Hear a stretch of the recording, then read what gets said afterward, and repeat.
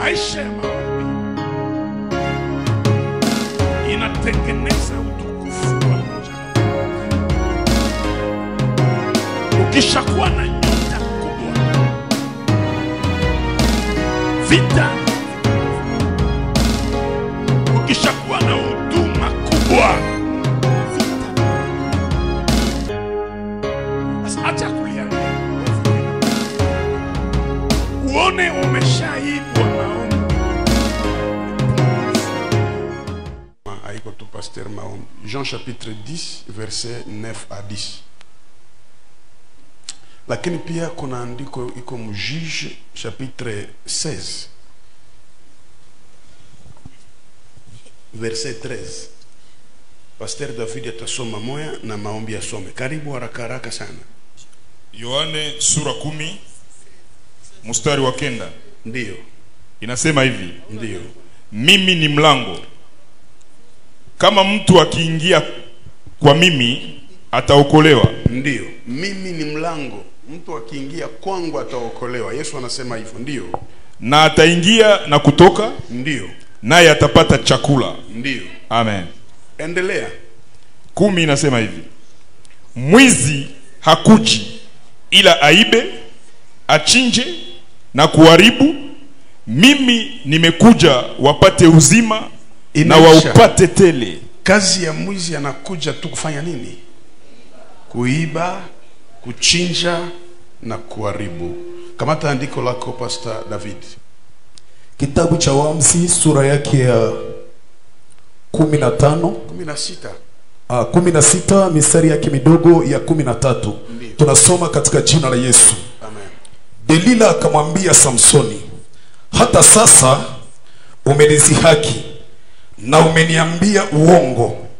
Uniambie, unaweza kufungwa kwa kitu gani? Akamwambia, kama ukisokota vipande 7 vya nywele za kichwa changu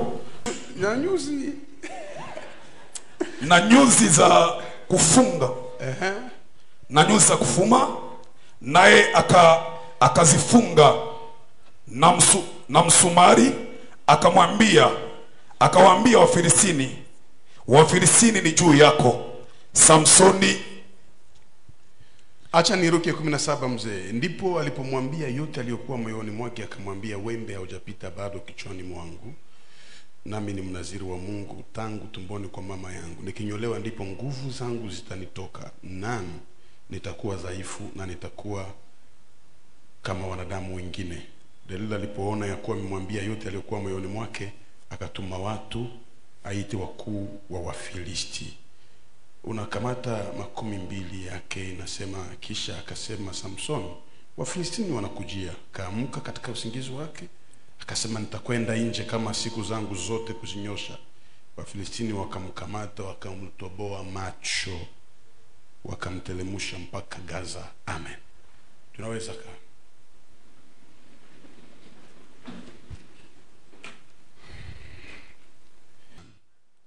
Ninataka kufundisha kuhusu vitu ambavyo shetani anaweza kuiba. Shetani ni mwizi na anafurahia ile kazi. Hakuanza kuiba leo shetani. Shetani ameanza kuiba tangu zamani. Shetani hana rafiki na hawezi kukuhurumia. Hata ukimpendeza namna gani katika maisha ya dhambi, akikubana shetani anasahau mema yote uliyomtendea. Na Biblia inasema, wala msimupe nafasi shetani. Aliyeiba asiibe tena, kwa sababu akipata nafasi haibi tu, lakini pia anaharibu na mwishowe anachinja. Geukia ndugu yako mwambie, ni mwizi shetani. Shetani ni mwizi. Ni mwizi na ni mwizi wa mbaya. Na hawezi kunyang'anya. Shetani hawezi kuja kukunyang'anya. Hapana. Katika wizi wa shetani hanyang'anyi. Kuna tofauti ya mwizi na mnyang'anyi. Mnyang'anyi ni mtu anatumia nguvu ili anyang'anye. Lakini mwizi hutumia ujanja. Wale wanaotembea na silaha usiku haiko wezi. Wale ni wanyang'anyi. Wale ni wauaji. Mwizi ni nani? Ni hawa ambao wanakuandikia kama message. Anakuambia kazi inapatikana huku. Minjo papa Foste. Njo mashina zao zile Innocent wala Foste. Na wewe kama uko yuma unaanza muita. Au mko naye mkanisa, mko mnaimba, mnacheza, ashangalia telefone yako. Anaangua sauti ajazwa sana. Anakamata ile telefone na anatoka mbele na ibada yaisha. Hapa ndio wanaita mwizi. Watu wenye banatumia ujanja. Anaweza kuleta yako kaburafiki fulani ili ya kushote yako maneno nyatabeba na kesho nakuwa shida. Sasa ibilisi ni mwizi. Akufukuza Adamu na Eva mbustani ya Eden, shetani alibagusisha tushe yenye watabafukuzia yako. Tunaelewana vizuri? Hakukia sema Mungu mbafukuze, Mungu mbatosha. Alijua tu injo interdit hii, nikiwaambia tu wafanye hii, baki pima batafukuzwa bila kulaga. Ndio kazi ya shetani. Katika utajiri wote Mungu alipatia Adamu, kitu cha kwanza ibilisi huiba kwa maisha ya mtu ni utukufu. Sema utukufu. Utukufu. Ile wanaita kwa lugha zingine kabodi au shekina, gloire, utukufu. Inashinda pesa, inashinda dhahabu, inashinda na cheo. Utukufu inakuprotect. Utukufu, na hii utukufu inatoka katika maisha ya utakaso, maisha ya kumwogopa Mungu, maisha ya kumfurahisha Mungu. Ndiyo inakupa utukufu. Haijalishi mafuta ni ya bei gani utapagaa, kama una utukufu itakamata. Haijalishi chakula gani unakikula, kama una utukufu afya itakuwa sawa.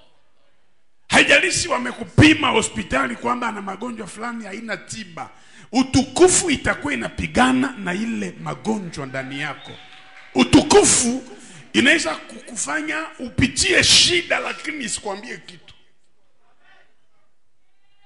Watu wanasema anakufa sasa huyu, siku yake njoo kabisa, na tulisha lota hivi. Kuna watu wanajua kulota kwa ajili yako. Lakini wakati unazingirwa na utukufu ya Mungu, huna wasiwasi. Huna wasiwasi. Watoto wanakula kidogo lakini wako sawa. Mtu asikuintimidate na magari na manyumba. Kama una utukufu ya Mungu, inakuzunguka yenyewe tu, inakulinda. Na hii utukufu ya Mungu ndio inaweza fanya baingie malupango kwenye batu wanajenga, wanatia masinga yulu, banaiba. Mekwako lupango haiko. Mwishi hawezi tumia ufundi kukuiba wewe. Hawezi. Banisa kuiba tena unalala mkitana na kunyangula tu na kutosha mudirisha hivi. Lakini kuna utukufu ya Mungu inasema huyu haibwi kwa sasa. Ndio maana mwezi inaanza inaisha hospitali hauyaingia, mwaka inaingia unaingia hospitali unatoka. Ndio maana maadui wanajipanga, lakini basi Mungu anakupigania tu kwa sababu ya utukufu yenye uko nayo. Mtu mmoja anipe amen zaidi ya kawaida. Utukufu ya Mungu ni nguvu katika maisha ya Ukristo. Haujali unavaa manguo ya $10 ya $5, haikusumbue. Hauko komplexe mbele ya watu. Unajua nina utukufu wa Mungu, haiwezi kanipa komplexe yoyote. Lalamika, sema utukufu wa Mungu, utukufu. Mtu mmoja anipe amen zaidi ya kawaida. Sasa shetani ni adui ya utukufu. Shetani hataki mtu abaki kwenye utukufu. Hataki. Na anaweza kutapanya maisha yako uipende sana dhambi ili akupunguze utukufu. Ni pale maandiko yanasema kitabu cha Waroma kwamba sote tunaifanya dhambi na tunapungukiwa nini? Na utukufu. Objective kubwa ya shetani ni kutosha utukufu juu yako, lakini Mungu akuongezee utukufu. Jambo la pili anaiba shetani ni maisha ya maombi. Sema vie de prière.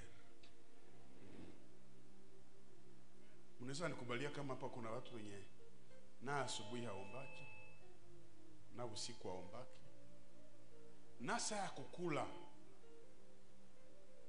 chakula tukishakuwa pale alishapupa, iko tukutia mkono, yote ni safi kwa alio safi.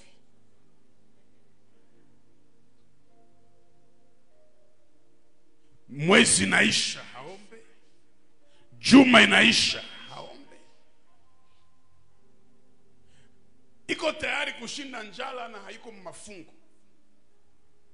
Na nakwambia mimi leo sitajikulia yangu liko marejimu. Mimi ukitangaza mafungo hautampata. Na maisha ya maombi inatengeneza utukufu pamoja na utakaso. Uizoe maombi. Nimesema Kisangani nafikiri ilikuwa vendredi. Ukishakuwa na nyota kubwa,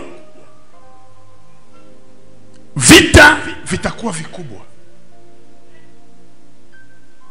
Ndio maana ukiwa na nyota kubwa unatakiwa kuwa na maombi makubwa. Ukishakuwa na huduma kubwa, vita vitakuwa vingi. Sasa acha kulialia, oh vita inapita, vita inapita. Uone umeshaibwa maombi, umeibwa, umepunguzwa maombi. Uko tayari kusinzia mwezi mzima bila kuomba. Yesu ni nyota ya ufalme.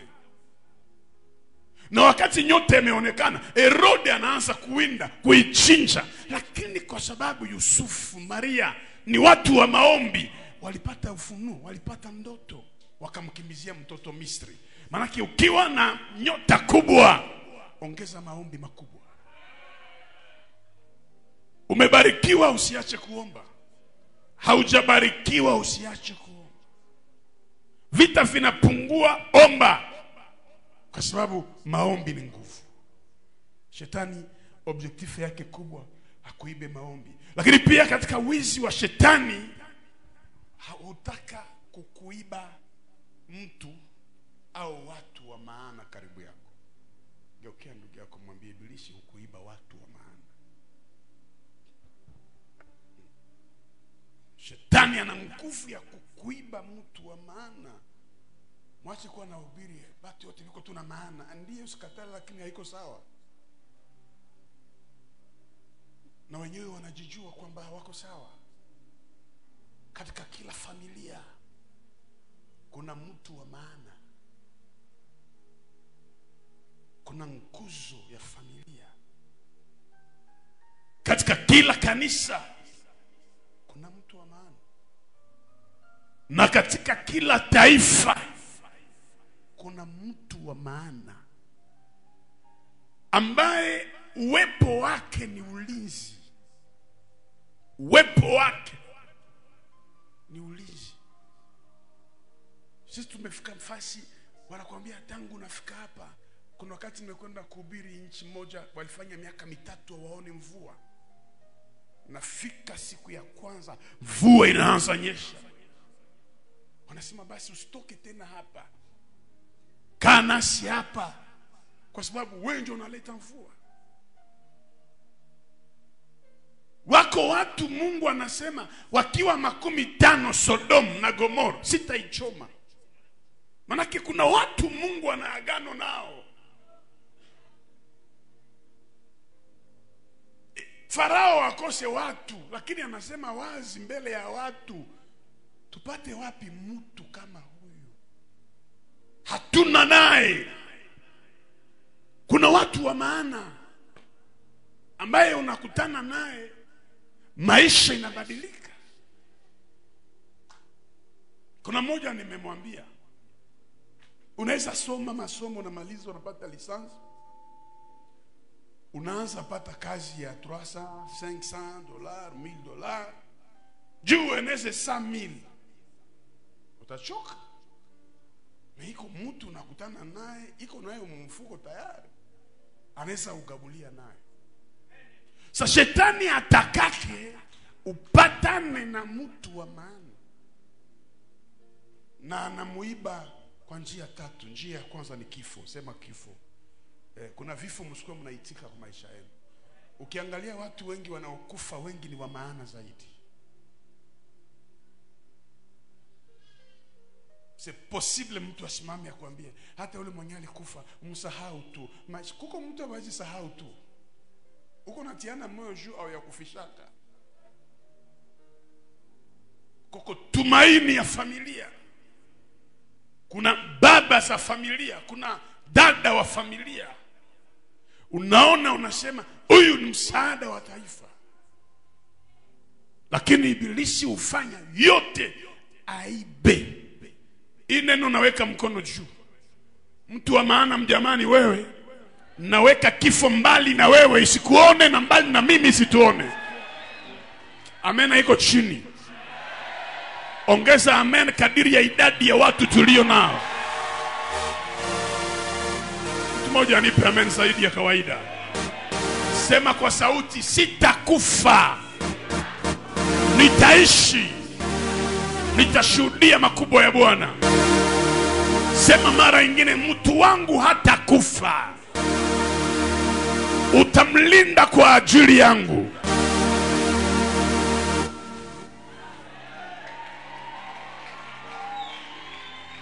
Maneno hii ni unabii ambao lazima ifate maisha yako. Watu wa maana wako. Sini ujinga tu ndio inafanya na waimbaji, na wa mama, na wa papa, nyimbo zenu tu. Nani kama mama? Nani kama mama? Na mama anashimama hapa nasema, mkona tuheshimia mlitoka Mushi. Mama nani alikwambia hivi? Kama kuna watu wa kuheshimika sana ni mwanaume. Mwanaume.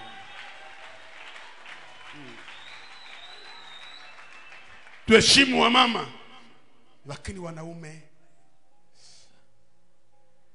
mlitoka Mushi. Nani alikwambia kama haujui kama mwanamke wa kwanza alitoka Mushi?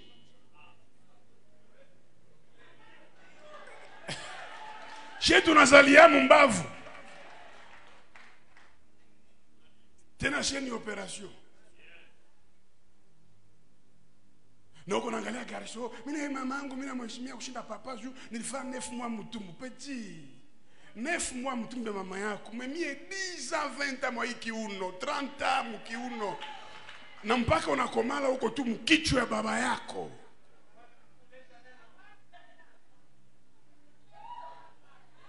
Milioni izalaka mtoto mama haiko wewe peke, nishakwambia ulizala kwa uchungu, mimi nikazaa kwa utamu. Nikuzaa tu shibote. Tulizaa shibote. tulizaa shibote. Mwanaume anaise kala 10 minutes 20 minutes, anakala kidogo, message na chomoka. Wadini anasema nitumie franga yangu, kama siipate utafungishiwa kesho. Anaikala 5 minutes ingine na kuya. Baira anasema leo le 30 tuma franga yangu. Quelques minutes ingine na kuya. Mama kufilasha anasema nyumba ilituangukia, tuma kitu fulani. Quelques minutes message na kuya. Bibi anasema njoo vile unaume yako haiko tuma pantalo, kama utatuma rasio binakuona. Kila mwanaume kuna muda na ikalaka ya kunyamaza na haana mtu. Yeye pekee anakala kwanza ajiuliza nikufe. Heshimu wanaume. Wamama tunawapa heshima sawa, lakini heshimu wanaume.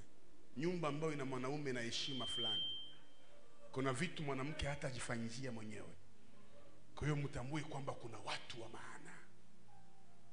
Ukikutana naye ujue huyu ni mtu wa maana, ni mkamate kimaana. Wanaume ongera kwenu, Mungu awabariki sana. Tena ni hawa msiwasumbue, ni makosa mtu anayekusumbukia uendelee kumsumbua kichwa. Kule tunapita kuna wengine wanalala chini ya pori, wako wanachimba mashimo kwenye gari itapita usiku na mchana, jua apate 100,000 francs. Alafu anakienda kupatia 30,000 francs. Njoo makuta gani ya ovyo. Wewe utakuwa hauko sawa. Mwanaume yuko tayari kusumbukia pesa zake mwenyewe, alafu mtu anaanza kuambia ni zetu, na utakatala ni sheria ya serikali. Utakatala wapi? Kwa hiyo saluti kwa kila mwanaume mwenye yuko hapa.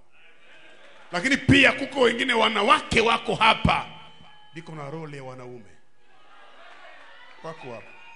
Heshimu mtu ambaye hana mume lakini anaishi sawa sawa, bado anavaa vizuri, bado anakula vizuri, au ana mume lakini hamsaidii chochote kile. Yani kwa kifupi kuna watu wa maana. Na kifo isimone, na kifo isikuone wewe. Nasema kifo isikuone. Hii mkono naiweka juu, kifo isione mtoto wako, kifo isione mtoto wa Jehova Nisi, isikuone. Nipe amen mara 3 zaidi ya kawaida.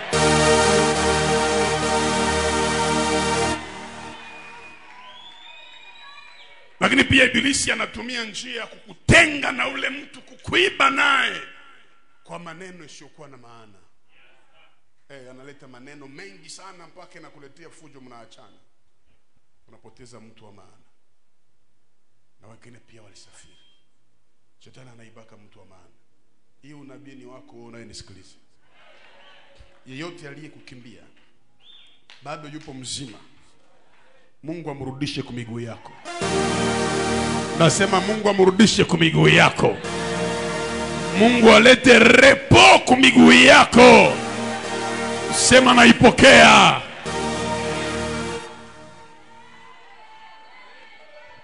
Kitu cha 4 ambacho naiba ibilisi ni furaha. Sema furaha. Hakuna kitu shetani anaogopa saa mtu wa furaha. Kuko tofauti ya cheko na furaha. Unaweza cheka kumbe uko stresi, au ushakuwa duru. Furaha, mnajua maana ya furaha? Furaha ni kitu ambacho ukikumbuka kote kwenye uko unaweza cheka na tabasamu mwenyewe. Unasema nina furaha ndani yangu. Shetani ni mtu mbaya, hapendake ufurahi. Atafanya yote ya kustresi. Nishawaambia, unasemewaka tu. Mtu asikuletee tena vile unasemewaka. Mimi nakiaza bale. Furaha yangu nashinda ile werewere yenu. Muendeleshe kule. Nachunga roho yangu. Nani mwenye hawezi semewa mwa hii dunia tunaishi? Nani mwenye hawezi semewa? Unawaza president de la republique angisikiaka vyote benye tunasemaka kama angali pale? Saa hivi kuna sema yenjo alua watu mwa ilaki. Yenjo kapitene. Yenjo zoruba. Yenje bato. Ju banafunga njia ya Minova. Hata ingelikuwa wazi. Bato tu zinazamaka mudunia. Siku ya mtu ukufa inafikaka tu. Magumu ya viongozi wanatupiwaka mabaya yote kukichwa. Surtout kama uko na unazoea na pumbafu mwenye ana akili, anaweza kuonesha mabaya ya kiongozi mpaka hautamsalimiaka. Lakini siku utaongoza ndio utajua kukuwa kiongozi ni nini. Usiitike stress iambale maisha yako. Jitoshe stress mkiki. Shetani apendake ukuwe na furaha. Mimi nabaelezea wazi kama hakuna kile utafanyaka bien kama una furaha. Kuko tu apele nyo kipokea, apres kuipokea hautakula tena. Kuko tu message nyo kipokea. D'ailleurs mimi napenda nawaza hivi ma telefone ndio ma stress. Njoo mimi nakupa shauri, kama uko nakula wanakuita usikamati. Utakamata nyuma. Juko tu mkamata paf anakuambia habari mpaka unatupa telefone. Kwa maana usizoe na mtu akukustressia usiku na mchana. Mungu akurudishie furaha. Kutokuwa na furaha itakuzeekesha mbele ya wakati. Acha kujifunga maisha ya leo. Jipe furaha. Shetani ni mwizi wa furaha. Lakini jambo la tano ambalo anaiba shetani ni maisha ya kiuchumi. Pesa, sema pesa. Kukosa pesa inaexiste, mtu anaweza kosa pesa, mais il faut savoir qu'il y a aussi ce qu'on appelle les blocages financiers. Mtu anaweza kosa pesa, hatumikake, c'est normal.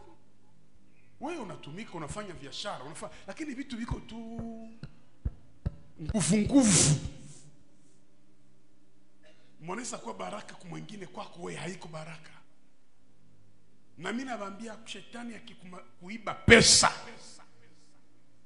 uko na shida. Kukosa pesa ni maisha ya mabaya sana. Na kuna ile kukosa pesa sasa ya mikoshi, unasentir que hii deja inakuwa mikoshi. Hauna inite mtelefone, hauna kitu mwempesa, mweritel mani hamuna kitu, mnyumba hamuna bunga, viatu inaisha, za kunyolewa hakuna, unaangalia kushoto, hauna chochote. Mwiko na deni yako naye iko na roho mbaya alipake. Ila nilisema kwa watu iko na roho mbaya sasa panya. Panya anaweza kuiba kaleso na haitaivala. Tafuta kaleso mu nyumba haiko, panya ilibeba.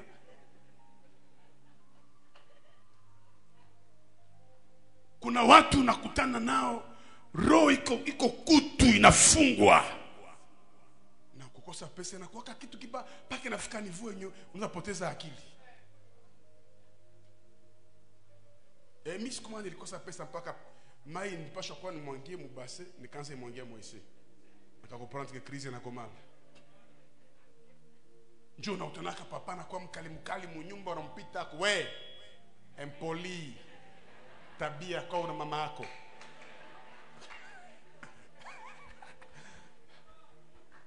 Leo papa yuko makali sana na kama ni mporona kuambia msinisogelee, niko natafakari ulimwengu unaharibika.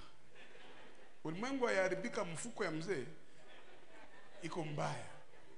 Na sio hata wanaume wengi hapa unafika hata kule kitanda vitu vinakataa, wao maisha niloga. Kosa pesa inapunguza nguvu kule.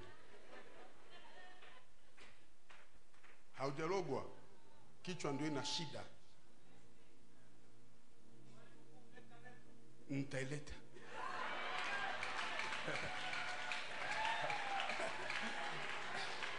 Nitaileta kabisa. Sasa najua wanaume wengi wanateseka hapa, anaanza ingia mapriere, Mungu ninyoroshe mgongo. Mgongo iko sawa, huna ndio pesa. Kama kichwa kinakataa kabisa, hata kule chini mikrofoni haiwezi kaimbe vizuri. Lakini Mungu afungue pesa kwako. Usiwe mtu wa kudharau pesa maisha. Tutiane moyo, franga na saidiaka. Hata hii maneno ya kusema inalumaka kama hauko bien. Unalamka tu asubuhi, mfuko iko sawa, konte iko sawa, karibire na yala mugari, megaya ina ne. mtelefone bateria 10 ans. Uko sawa, uko sawa. Banakwambia tu inchi inaharibika, si inchi yenu ndio inaharibika. Mimi niko sawa. Mkono iko juu. Ile mikono yote ambayo ilikuwa inagusa pesa zinakimbia. Na pasula ile blockage kwa maisha yako. Pokea! Nipe amen zaidi ya kawaida. Geukia voisin mwambie ile krize yako haiko mapenzi ya Mungu voisin. Acha kujitia moyo hapa.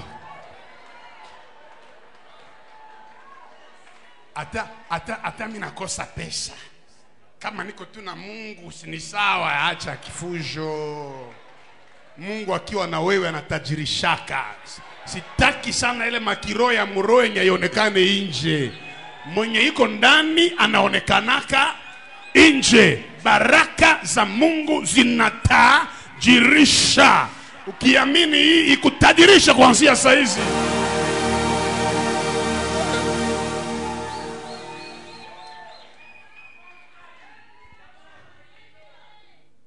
Tunaelewana vizuri?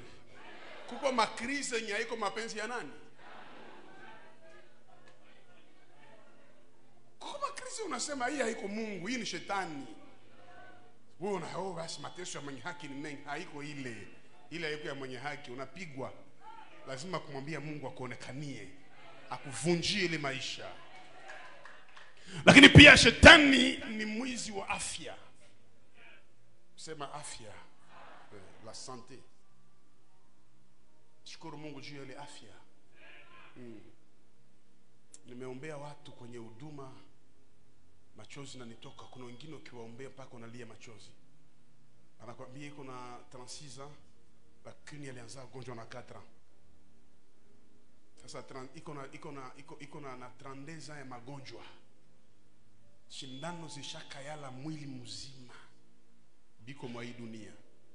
Kuko wengine biko mule mu hospital 4 ans. 5 ans. Ngulu na kuwaka yulu. Familia ilishaomba kifo, lakini kufa mtu hakufaki. Kuko wengine anakuambia reins na katala, baende bamchanger ile rein. Anamlomba $40,000 baishanger. Na ile magonjwa kuna wakati nataka ukamata. Mungu tu ajofanisa anasema, "Huyu kulipa hata nyumba $50 inamshinda." Kisha magonjwa $40. Mungu peka anasema akule pilipili apone. Unashangala tu kale kadulere kashapotea. Ilikuwa nini? Juu wako hauyue kitu rosele kwa kama msonga. Haiko msonga. Ulipashwa kufa. Mtu akona mhesabu zake huyu ana kwa kwenda ile mamili fraki ya $10 ni kwenda iona mumponyesha endelee. Kuna watu wanaibo afya. Unaingia mnyumba hivi ni pharmacy. Komprimesa kila aina. So kiona unaanza mwaka unaimaliza. Kwa namwambie Mungu asante. Na ukiibwa afya mu maisha utafuata na nini? Kapitali ya mkubwa ni afya yako ya mwili. Kila mgonjwa hapa Mungu amguse. Nasema kila mgonjwa Mungu amguse. Au nisikie vizuri?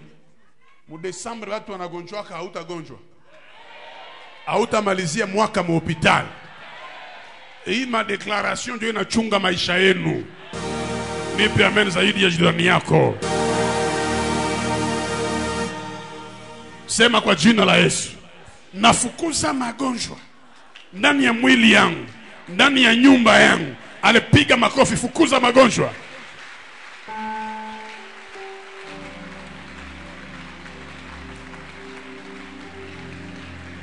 Fukuza. Ile ma cancer, ma diabete, ma tuberculose, ma sida. Fukuza estomac. Fukuza.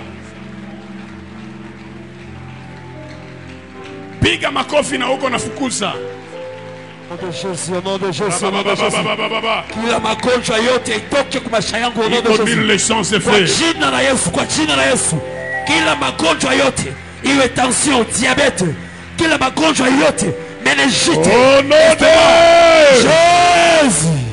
Mungu akufukuzie magonjwa. Kaa fasi yako. Ni mwizi ibilisi. Na kama kuna afya aliiba itarudia. Lakini pia shetani anaweza kuiba kitu kinaitwa pas la maîtrise de soi mais la maîtrise de la bouche. Anaweza kukuiba, sijui niseme terme gani. Mkiswahili tunaweza ita nini? Kujua kusema au kusema vitakufungisha au kusema vinaweza kukuuisha. Watu wa hekima watanisikia. Kuko maneno yenye omwe kubakilia kuliko ifike hapo. Ukisha isema ataba na kusamehe hata saawaka.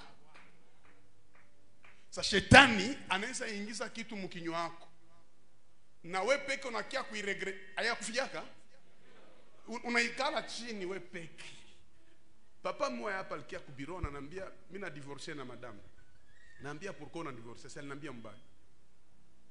Kanisa moja hapa Goma, balikuya mbiro hapa. Kukwambia mbaya tu mimi naambia msameane, kuambia mbaya kuprononcer papa. Ya kusameana wewe waache, tushakuwa deja kuleta. Na itatoka divorce kesho. Alikwambia nini? Nikasikia neno yenye alimwambia Bwana ni wa mfupi. Bwana ni illettré. Sasa akamwambia vile. Unaona kuko mamiza. Abambiake mtu mamiza ya kweli. Ase mfupi illettré, kinywa yako inanukaka. Na ikambakia mkichwa ule papa. Haikutoka. Iko siku na bwana la mrefu una burefu sa pepo. Haiwezi toka. Nikaita bibi nikamwambia ulimwambiaka vile? Ase ndio. Nikamwambia repete. Akamwambia nimuita mfupi illettré, kinywa yake inanukaka. Nikamwambia si ni kweli? Ase na mi papa si yui. Bilianziaka wapi? Kuko mamiza, angalia, abambie mtu miza ya kweli. Mtu yuko na kichwa yake shamsumbua, yapata hapa. Sio unamwambiaka ona lukichwa. Hata luona haina macho iko huku. Anaanza waza na kolera, pa kesho mnaachana. Kuko maneno yenye ukitosha mkinywa, unaweza iregrete maisha yako. Banakwambia kolera ikipita, omona nyamazi. Au nalala, au na bloqueo numero. Usipande hata ku radio kwenda kusema au natumbokia serikali. Shie bote tuko na kusema juu ya hii nchi. Shie bote. Mais pourquoi tunanyamazaka? Tuko na kazi ndefu. Mewe mbele ya bibi yako unaweza ongea, unaambia mwanamke neno yenye mwanamke mnaishi naye mwenye anakuzalia au hajakuzalia, umemuoa wala hujamuoa, ufikie mnafika kumwambia se daire au kukwaka wa niveau yangu. Inabakia mkichwa. Ima dispute ya ovyo. Inatuma unaambia mtu kitu moja yenye inakera maisha yake. Shetani iko specialiste. Muko mnaongea tu, mnaanzia pole pole na mtu muko naongea naye. Binageuka. Wewe unakuwa mbishi yake. Kani kuna kuambia, sio unakuwa naitika. Pourquoi mtu anakuambia kuna katala? Akose kichwa kwake sasa. Mimi ndio kichwa yangu. Mimi ndio kichwa kwake sasa na wewe yako kwake sasa. Na waliniambia kaimama mwenye asiki yake atakufaka tu. Mimi waliniambia unakuwa mlozi. Na mimi nishaiona wazi mlozi yako. Hautanifa mnakia korogana kubure juu ya mambo ya kufanya nini? Juu ya kinywa. Divorce mingi ilifanyika. Juu ya kinywa. Watu walihangaika umakanisa. Juu ya kinywa. Wengine wiko mprison. Omwa alitukanaka president de la République hapa. Akasema president isiku tu il faut bobeta hata mbuma na mutu. Il faut mpige hata sawa mfunga na msambisha anamwambia unasema apige president mbumande mbegu nisemaka fruit. Mais iko mprison. Wanakuambia kinywa mbaya inaweza pigisha vikalio. Kwa hiyo ukwe naombea hii, haiko kila unasikiaka juu ya mtu njo kweli, na haiko kila unawazaka njo kweli. Utakuwa pumbafu sana kufikiri kwamba kila mina wazaka ni kweli. Manake uko fasi ya Mungu sasa. Na moyo wa kuwaza vibaya inasukuma kinywa ifanye nini? Ile iko shida sana. Banaume mingi sana abayue kuongea, hawajui kuongea. Wewe ndio unafuata mtu moe, mais uko unamtombokea. Ujipermettre kupiga fiancé. Kuko fiancé za kuachana nazo munjia tu, unamwambia Birindo nisikuonake tena tangia sai. Banamuke mingi abajui kuongea. Na hii iko magumu sana. Mimi nikisikia mtu yuko naongea, mimi namwangaliaka, mimi natafuta kujua nazoeaka nani. Na kisha mimi na conclure ke unjo alimwambia hivi. Basi mimi najua kwenye natosha hii maneno ni hapa, na mwisho yake atalia. Na kwa Mungu ni vile. Anakwambia utaleta hesabu ya kila neno ulioisema. Kila neno uliotosha mkingi utaleta hesabu yake. Sasa unasema sasa huko tunajifurahisha, me Mungu iko naandika, na utasema roho yake itauma. Fanya hivi. Sema Yesu nisaidie. Maneno ya kinywa changu ipate kibali. Niondolee sumu mwa hii kinywa. Nipe asali, nipe maziwa, nipe neema katika jina la Yesu. Mungu aifanye kwako. Mungu aifanye kwako. Ujue kuongea na watu. Na point ya mwisho ndafundisha, shetani ni mwizi wa maono. Sema la vision. Pale njo niko. Vision siwezi expliquer sana, nishawafundisha mara mingi hapa. Vision ni directive. Vision ni focus. Vision ni maisha yenye unapendaka ukue. Kila mtu katikati yetu iko na Kenya anapendaka akue. Bitu ingine leo binaweza kutosha machozi, lakini ukikumbuka vision yako unajitia moyo. Unasema ndio inanisumbua paske siyapata accomplishment ya vision yangu, paske maisha yangu haiko njoi. Kuko mtu anaweza kudharau, unasema iko na raison ya kunidharau paske haiko wa vision yangu. Jehova nisi mimi najua kuko batoto ya Jehova nisi unasentir ke huyo hayue kanisa ingine. Jehova nisi ndio kanisa yake. Yeye ni wa hii vision, anaiombea, anaitetea, anadefendre kwa nguvu. Na ni ba victime ya baraka ya vision. Aisha tukaniwa juu ya kanisa akachoka, miguu yake iko pale. Anakuprove ke siko hapa juu ya cheo, siko hapa juu ya kuaparete, niko hapa juu Mungu aliniconnecte nikuwe pale. Munitoshe kucheo, sawa, mimi sina problem. Munitape, sina problem. Niko pale juu ya Mungu. Il y a d'autres personnes ni va profiter ya vision. Manake abo banakia profiter. Banase vision shaivya inakomala, twende tu profiter. Spendake vale batu ya roho ya kwenda kukula bibilisha hivya na kuanza kwa mateso. Katika maisha ya kiroho, nguvu yangu haiko hii pesa niko nao kumfuko. Hii deja inaweza potea sana saa juu ilishaonekana. Nguvu yangu ni ile nyemina wazaka kuwa kesho. Muko d'accord na mie?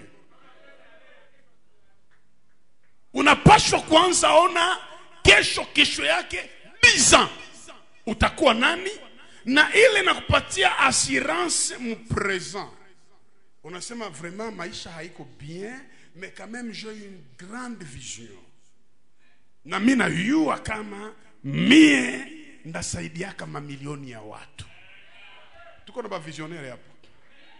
Sasa aba ni watu ya vita, na hiyo ujumbe nilikuletea. Shetani iko prêt kukukombattre mu niveau moya mpaka una perdre vision. Unasema kitakuwa unaanza ishi maisha yenye hauyawazaka. Una desespere, unafikia kiasi ya kuona nifanye basi venye mtu hawezi fanya hata na mimi hivi biko na recruter ba soda na mimi niingie. Vile baskuti biko na mimi nikwe muskuti.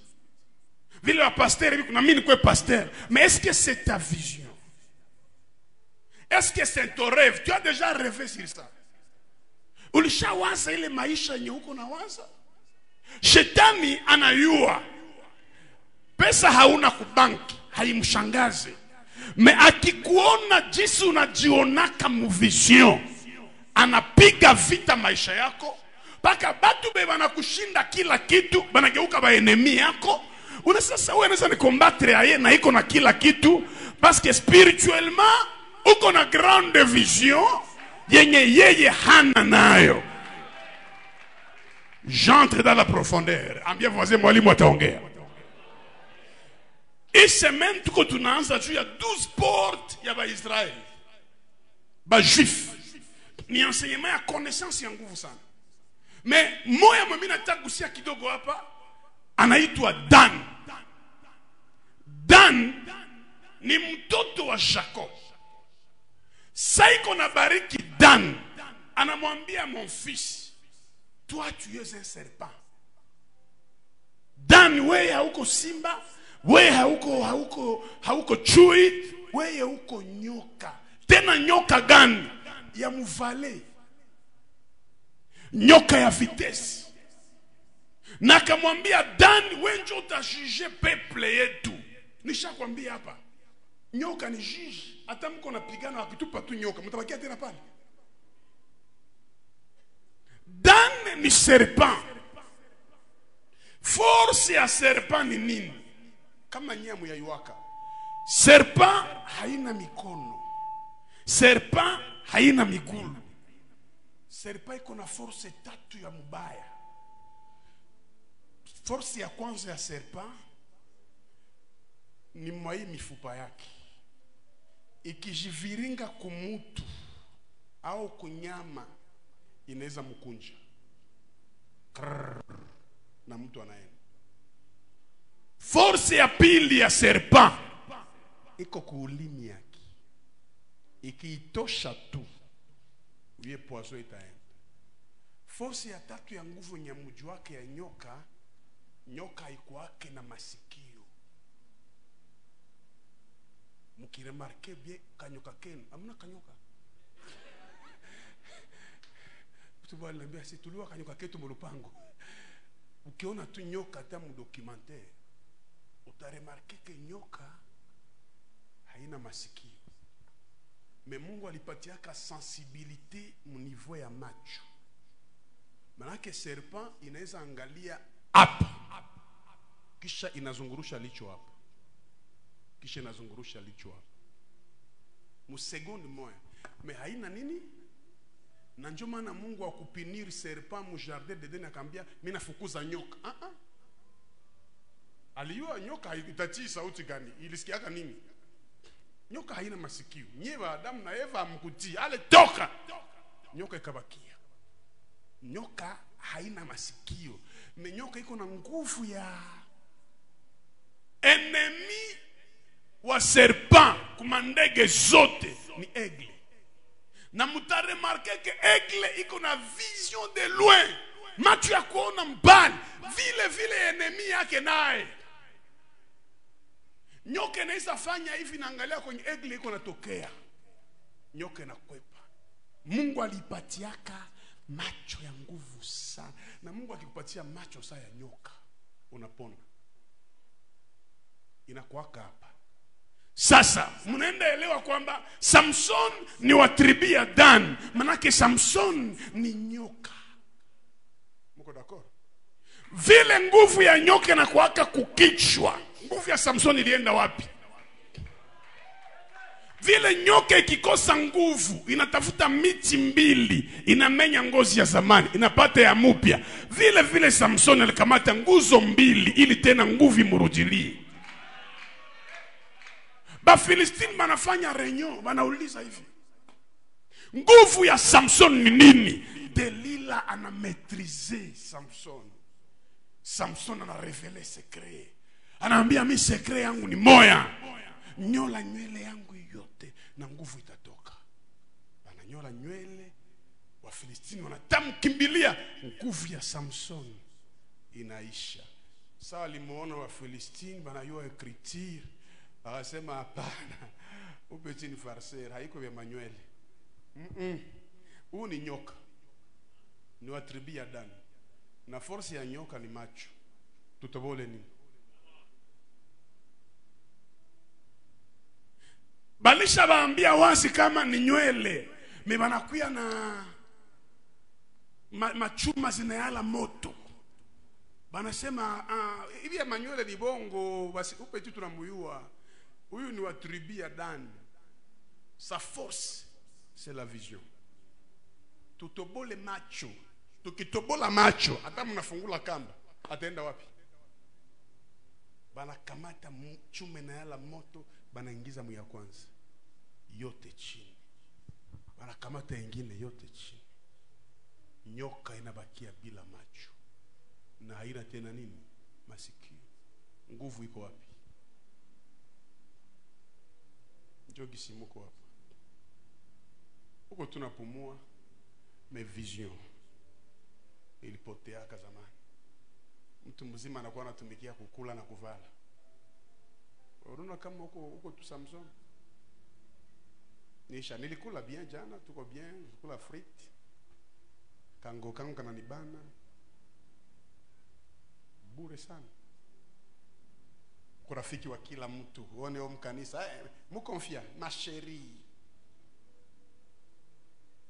Vision yako itakuoblige kufanya choix ya kujua mimi za cheka na huyu, mesiezi cheka na huyu, parce que vision yangu na yake hayafananaka.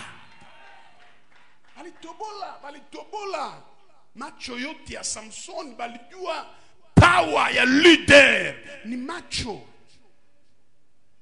Wenjo leader wa familia yako, me hauna tena vision ya familia, hauna tena macho ya, unaanza ishi maisha tu ya ovyo ovyo.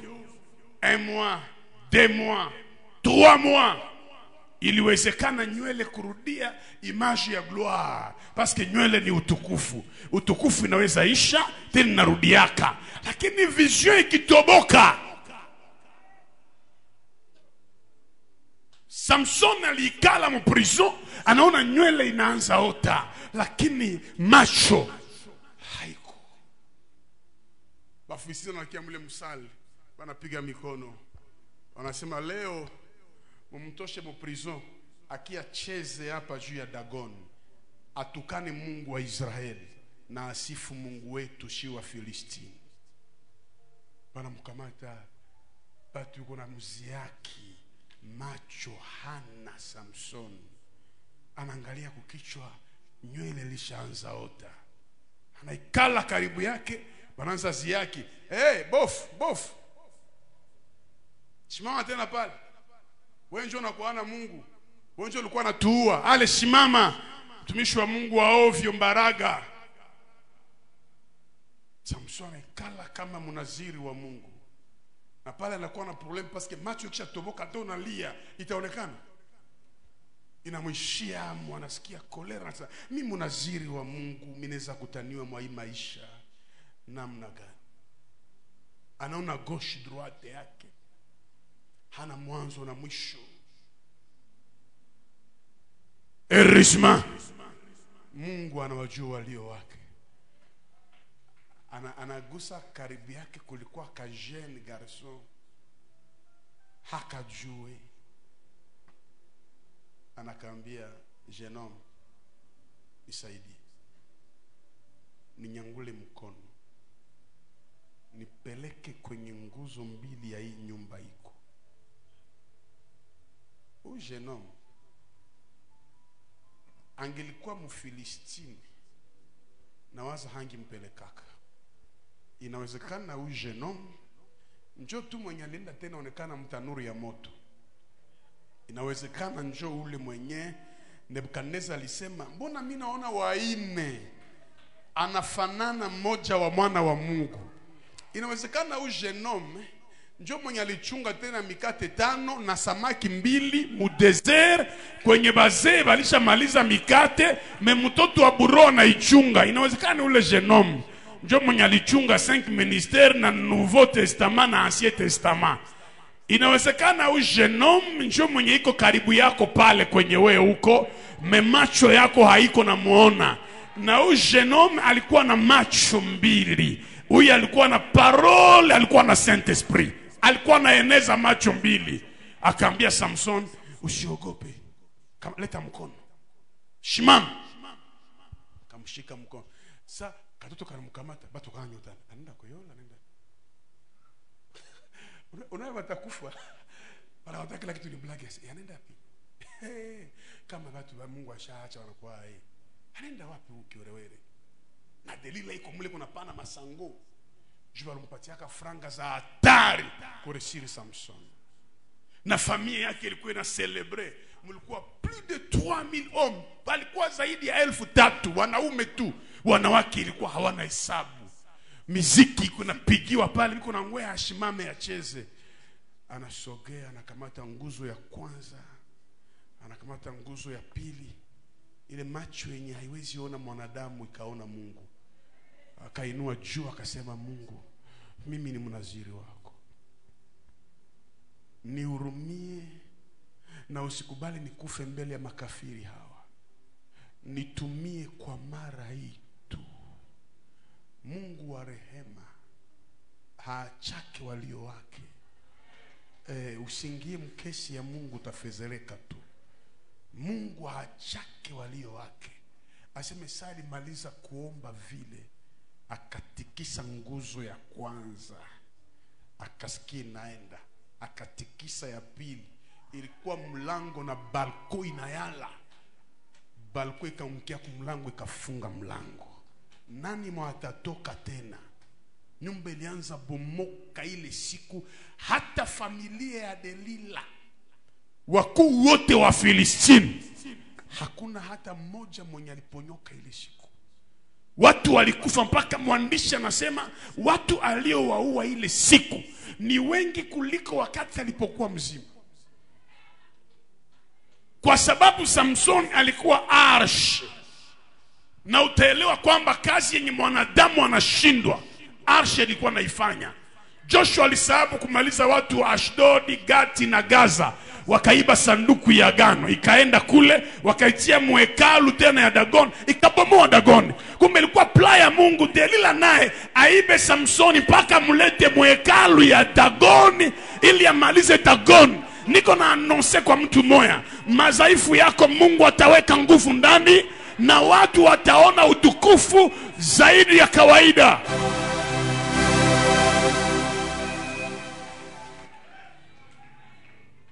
Watu wanaosimama na Mungu, watu waliokataa kuchanga Mungu na uchawi, watu ambao walikataa kusemea Mungu uongo, Mungu anawajua walio wake. Haijalishi unapitia vitu vya aina gani, Mungu ataanzisha historia na wewe tarehe leo. Mungu akisema aanze na wewe, hakuna atakayeziwia.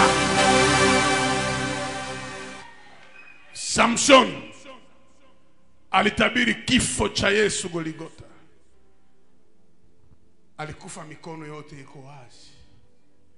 Na Goligota Kristo alipanua mikono yote na akasema yote imekwisha. Na maandiko nasema kifo yake Yesu inashinda uzima wake. Kwa kufa kwake ndio mimi na wewe tumepata neema ya kuona uzima wa milele. Mwaile kukuona akakusomaka, akakana bazazi, akanika ovyo ovyo, akatoa kufilaje, mule ndio utukufu ya Mungu itatokea na Mungu atakupeleka viwango vingine. Natabiria watu zaidi ya 500 Mungu arudishe kila kilipotea. Natabiria watu 3,000 magharibi ya leo. Mungu arudishe kila kenye kilipotea. Ukipokee.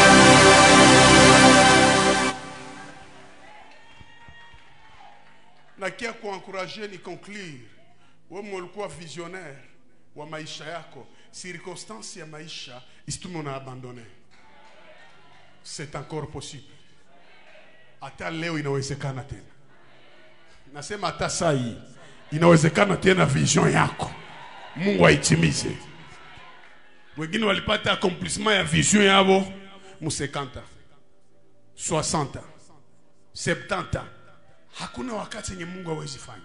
Mungu akikupenda wewe, iko hata tayari sasa kucreate problème quelque part, je vais kuchomeka ile fasi na wewe heshima inatokea pale. Manake usiabandona ke vision yako. Mungu wabariki.